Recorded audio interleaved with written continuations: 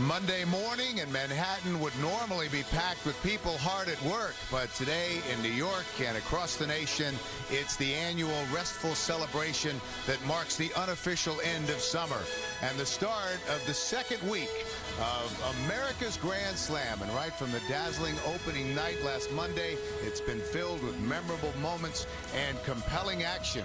We've seen one future Hall of Famer retire with the same grace that made her such a beloved champion, while another announced his farewell but then proved he wasn't ready to exit without making a little noise first. It's Labor Day at the U.S. Open, and here in New York, it's a day when champions will be hard at work. Live from the USTA Billie Jean King National Tennis Center, CBS Sports proudly presents the 2012 U.S. Open Tennis Championships. CBS Sports presents Beyond the Baseline, sponsored by American Express. Actually, 1968 was such a special year because it was the start of open tennis. Good afternoon. Bud Collins along with Jack Kramer with you at Forest Hills, where we're reaching the climax of an extraordinary event in tennis, the first U.S. Open. And of course, then being televised as well was terrific. Pat Summerall again with Tony Trabert and Virginia Wade. Pat Summerall was a legend. Tony Trabert was a tennis legend, so I had the greatest respect for them.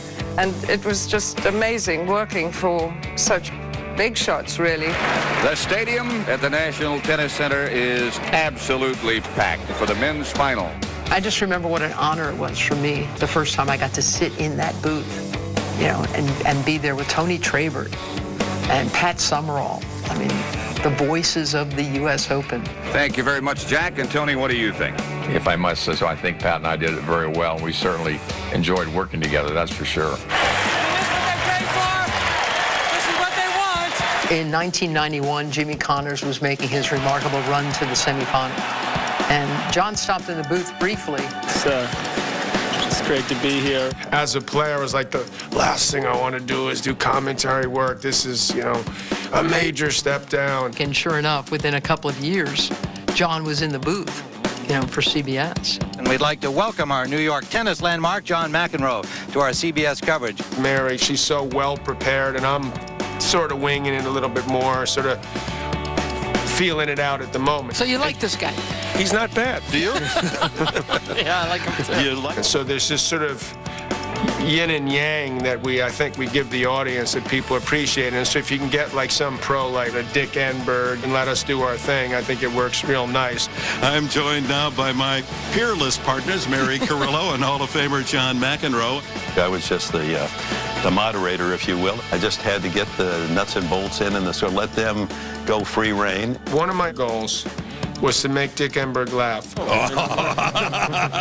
Sometimes matches aren't very interesting and there are lulls. Ricardo Mello was his name, and for some reason, silliness just took over the entire booth. We got into a mood where we were using his last name in rhymes. It is true, he does enjoy Jell-O. Why are you laughing at that? I like it. I'm just worried about the next line. Well, he does play cello. John started to chuckle, and then when he chuckled, then I started to laugh. Stop it, man. Do you have any favorite authors? Longfellow is a possibility. Stop it, man. Poor Mary, she just looked at the two of us and said, oh, what's going on with those kids? This is just disgraceful. John McEnroe, I mean, he knows where and when to rub shoulders. If you've been wondering why you haven't heard John McEnroe's voice, he knows where to go. President Clinton is in the audience, and look who's sitting next to him. John Patrick McEnroe. Why does that picture make me nervous? John, what do you think of the match so far? Oh, sorry, Mr. Clinton. Maybe you can help us. Come on. Someone's going to call this a job. You got to be credit. You cannot be serious. This isn't a job. Without CBS, the U.S. Open would not be what it is today. That is for sure. The 31 years I spent at CBS were very special to me. I loved it, and I love you. Thank you. I don't think anyone on the outside can fully appreciate the passion, the diligence, the dedication that this team at CBS has had for the U.S. Open. For those 2 weeks at the end of the summer, I mean, that has been a great joy and blessing of my life, to be a part of CBS's coverage of the U.S. Open. And I will cherish it forever. For all of us at CBS Sports, this is Pat Summerall saying so long from the National Tennis Center in Flushing Meadows.